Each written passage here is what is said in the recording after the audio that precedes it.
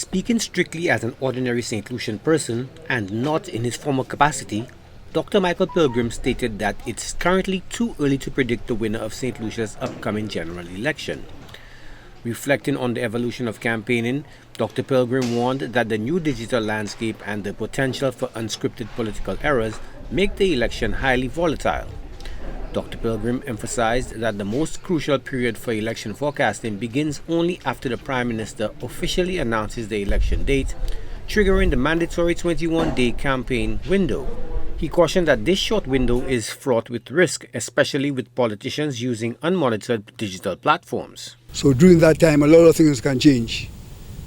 People make mistakes, people say things they shouldn't say, and in politics, 3 weeks is a long time. It's a very long time because once you have a microphone in front of you, people say things they shouldn't say. Sometimes they say it deliberately, sometimes they say it innocently, and that alone can swing an election. So to make a comment now as to who would win, I think it will be bad judgment on my part at this stage. Dr. Pilgrim noted a decisive shift in how elections are contested, moving away from the era of large nightly community rallies. He attributed this change to increased public sophistication and concerns over crime, driving more voters to consume political content from home via digital means.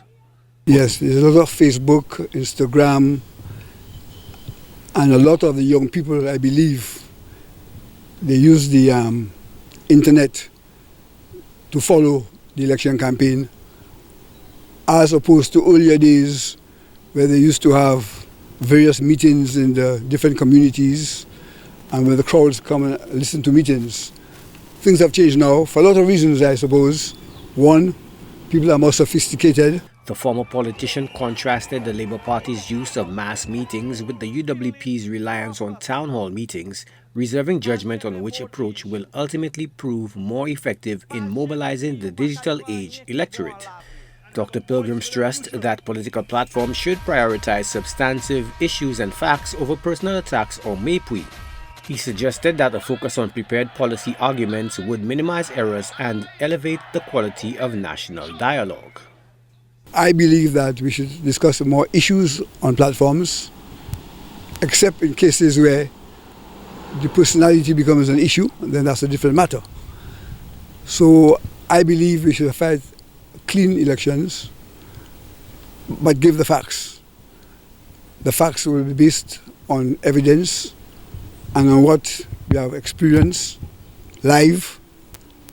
So when persons go on the platform, it's always best to have their prepared thoughts in advance. So when they get on the platform, they can deliver exactly what they believe is right. And if they did that, the room for mistakes will be minimized considerably. The former Minister of Finance concluded that after the campaigning subsides, the electorate will have to sit down and logically decide which party, in their opinion, will be the best party to run this country in the years ahead. Joachim Du Plessis, HTS News Force.